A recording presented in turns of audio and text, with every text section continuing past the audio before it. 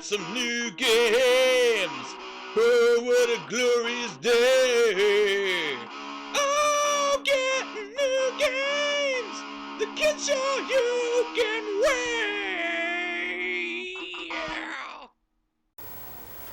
Hey everybody, and welcome back to another pickups vid. Today got a handful of pretty cool things, so yeah, check out some of this stuff. First up, I got a few books, a few guides. These are all $1 a piece and they look pretty cool, so I figured I'd get them. First up, a guide for Dragon Ball Z Super Butoden 2. This is pretty cool. Super Butoden 2, that's a series. The Super Butoden series was released on Super Famicom. There's 3 of them, and there's one on Saturn called Shin Butoden. They're all pretty cool. But this is a guide for the second one, and a pretty cool cover. So there's that. I got a guide for Rockman and Forte, aka Rockman and Bass. Pretty cool detailed guide to that game. And that's another really good Mega Man game on the Super Famicom. And then this third one is a small guide for Star Ocean, the second story. Obviously that's a really big game. This book doesn't cover all of it. Just some general things about strategies, item locations, things like that. These are the 3 guides I got this past week, and they're pretty cool. A good read when you're on the John. Right here, got a stack of Dreamcast games. Right here, this is a Red Line Racer. This is a motorcycle racing game, like those really sporty looking motorcycles. Pretty fast paced, kind of hard to control, but it's not so bad. Here we have one, it's Monaco Grand Prix Racing Simulation 2. It's kind of an F1-ish game. Really cool, it's okay I guess, I don't know, not really. It was $1, so I didn't really care. Daytona USA 2001. This and the first Daytona USA game are both really good. I never played any of the ones that came after it, but I like this one. This one plays really good on the Dreamcast. Copy of NFL 2K. I don't really care so much for sports games unless it's Looney Tunes B-Ball or Mutant League Football. So this was $1. Pretty much just bought it to add to the collection. NFL 2K. This Get Bass. Sega Bass Fishing. Pretty much everyone knows it's like the best bass fishing game ever, which isn't really a hard title to attain, I don't think. But it's pretty cool. I don't have the fishing rod controller, what have you. I'll get that later, but this was $1, so I figured why not. Also for $1, I got a copy of Phantasy Star Online. Not a whole lot you can do with this, but I got it just to add it to the collection, I guess. But Phantasy Star Online, it was cool back in the day. Samba de Amigo, yet again a game I don't have the peripheral for. I don't have the little maracas, but it was cheap and I can always come by the maracas later. Samba de Amigo, really fun rhythm game. And then this one, Street Fighter 03, and I believe it says Saikyo Ryu Dojo for matching service. Essentially, it's Street Fighter Alpha 3 with all the characters unlocked and an online feature. Well, I had an online feature at the time where you could build up your characters in World Tour mode and take them online and battle against other players. But yeah, it's awesome. Street Fighter 03 is a good game on its own without any kind of online. Alright, got a nice little stack of Gameboy games here. So first up, got a copy of Quarth. Probably won't be able to see this, but it's a Quarth. It's a puzzle game where you shoot blocks upwards to make big squares or rectangles, what have you. You gotta make these like, you know, full shapes to break them off, and then they just move down at you constantly. So pretty cool. Game Boy is perfect for puzzle games. Everybody knows Tetris on the Game Boy is awesome. Speaking of, I got a copy of Puzzle Bobble. Really good, plays just like all the other Puzzle Bobble games, so it's a lot of fun. Probably my favorite series of puzzle games of all time is Puzzle Bobble. This one, it's a Kunio-kun soccer game. Basically the same as the, I think it was called like Nintendo World Cup or something on the NES. This is the Game Boy version, and it's pretty fun. And then also I got a Game Boy version of River City Ransom, which does not play exactly like the NES one. It still looks pretty similar, it looks okay, but it's more of just a stage-by-stage traditional beat-em-up, like Double Dragon or something, not so much like the original River City Ransom. Got a copy of Donkey Kong for the Game Boy. I thought this was just gonna be like the arcade Donkey Kong on Game Boy. It's not actually.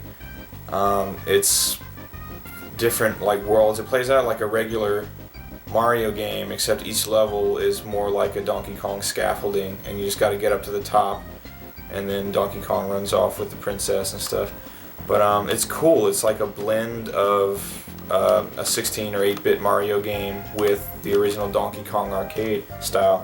So that one's really fun. Here, got a copy of Donkey Kong Land, which is basically just a Game Boy version of Donkey Kong Country 2 with Diddy and Dixie, and it's really good, so I like that one. Here, got a copy of Hoshi no Kirby, which is just Kirby's Dream Land on the Game Boy. This is a great game. I really love all the Kirby games pretty much. I've never played a bad Kirby game. This one is Yoshi no Tamago, which means Yoshi's Egg, otherwise known as Yoshi on the Game Boy. Another good one. And then this one, probably one of the best games on the Game Boy. It's Metroid 2: The Return of Samus.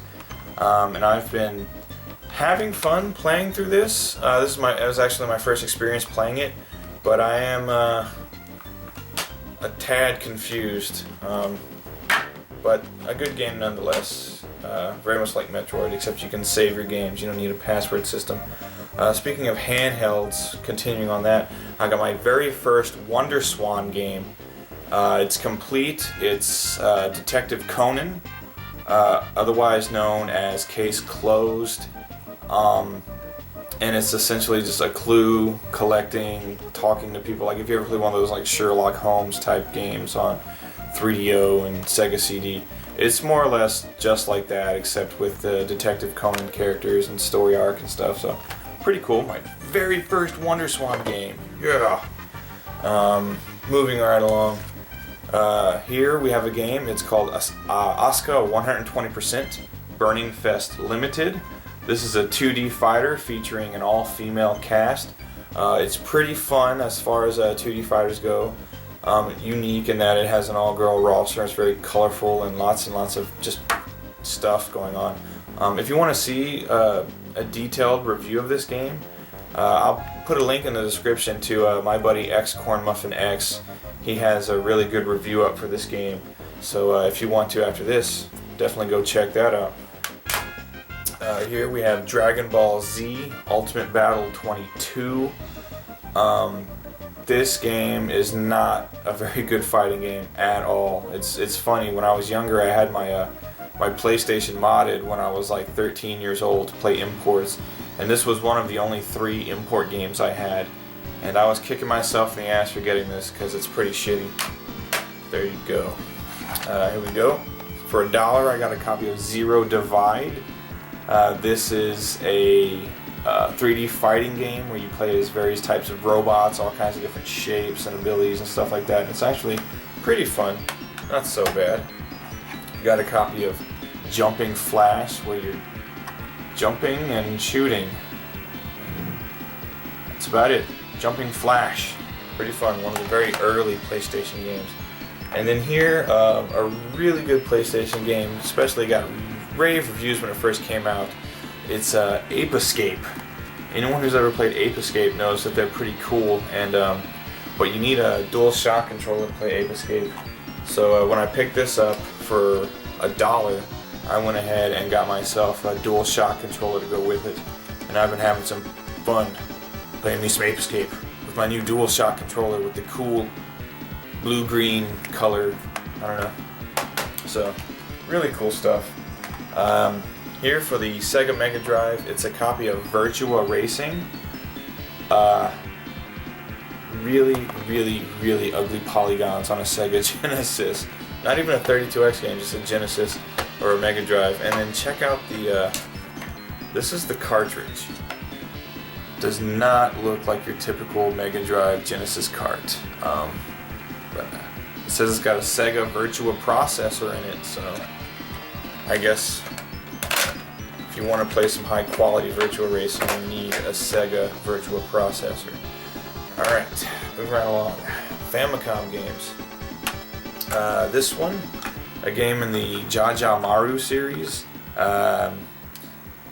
He's a little red ninja guy. You go around throwing stars, and in this one basically there's mountains and pagodas, and your whole goal is to just get up to the top of the mountain. And there's a lot of other like little ninjas and what have you throwing shit at you, so you gotta get to the top of the mountain and kill off all those guys with your little red ninja. This game was made by Jalico, which 9 times out of 10 Jalico made crap. This one isn't so bad. This game is called Higemaru. It's by Capcom. When I saw the cover, I thought it was going to be like ghosts and goblins or what have you, but with pirates. It's actually nothing like that. You're on a ship. You go around the ocean there, and occasionally you'll come to some action stages where you throw barrels and rocks at people. It's not nearly as good as Ghosts and Goblins. There you go. And then Baltron, just a standard side-scrolling shmup for the Famicom. Not altogether terrible. Alright, let me get some of this shit out of the way. Alright, for the Super Famicom, I was happy to find this. It's a copy of Cho Makaimaru, which is Super Ghouls and Ghosts by Capcom. Hadn't played this game in a long time. Graphics and sound, it's all good. I don't like the control of this game as much as I do for Ghosts and Goblins on the Mega Drive. That one to me is the better version, but this one is still good. And still a highly sought after game too. Super Ghouls and Ghosts. Alright, loose cartridge for the N64. It's by Atlas. I got a copy of Snowbo Kids, otherwise known as Snowboard Kids. Fun, cutesy, snowboard, combat racing game. It's really good. I don't know what else to say about Snowbo Kids. It's really fun. This is a really great game. It's Hoshino Kirby 64, otherwise simply known as Kirby 64. This game is awesome. It's 2.5D, but it's still pretty much traditional Kirby. You suck up your enemies, you gain their powers, and it looks really cutesy, and the gameplay is really fun, and it's just a great Kirby game.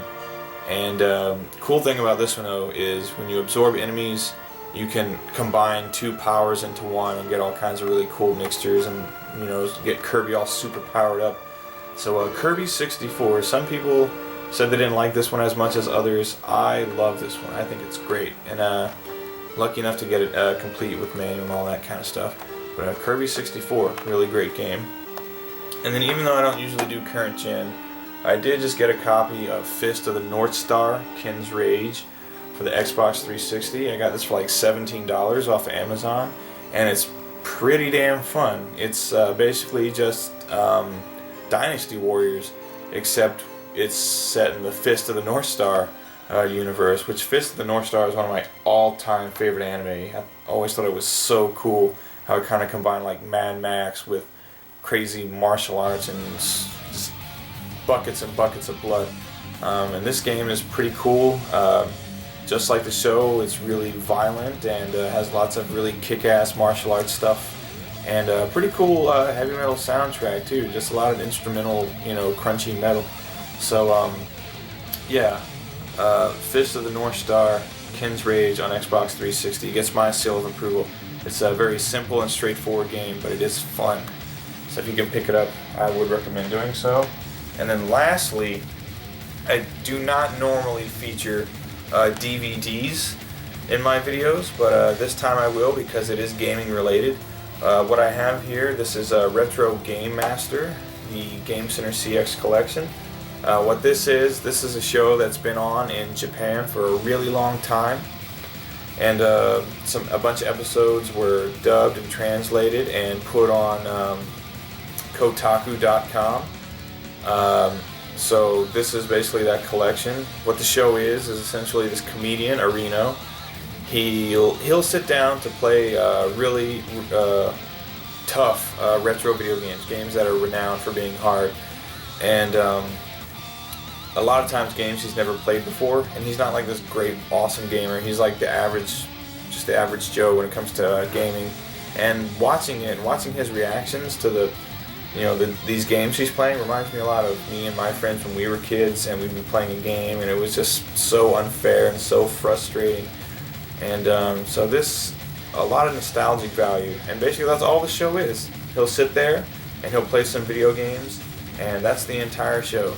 But he's a funny guy. His crew is always helping him out and giving him hints, and they're always strategizing and writing shit on this dry erase board to try to figure out how to beat these games. And it's always some kind of challenge, like he has a set time limit or he has to beat the game. It's like in the very first episode he's playing Ninja Gaiden, and he can't leave. He can't until he's beaten Ninja Gaiden, and it takes him forever to finish just the 6 levels of that game. So it's really, really cool show. I got this off Amazon. It does run about $40. It's a 4-disc collection. So if that sounds interesting to you, and you can spare $40, I would recommend picking this up. Or just go to Kotaku.com and see if they still got the episodes up. I don't know, I haven't checked. But anyway, really cool show. Like I said, it's been on in Japan forever, and I actually got to meet Arino a couple of years ago at TGS. He's a cool dude too. But anyway, Retro Game Master, the Game Center CX collection. I'd recommend picking it up, like I said, if you can spare $40. And that's going to do it for this pickups vid, everybody. Thanks for watching. Hope you enjoyed. Hope you saw some games you liked. If so, let me know in the comments. I'd love to hear from you. Excuse me. So thanks for watching. Thanks for subscribing. And yeah, take care, and I'll see you guys next time.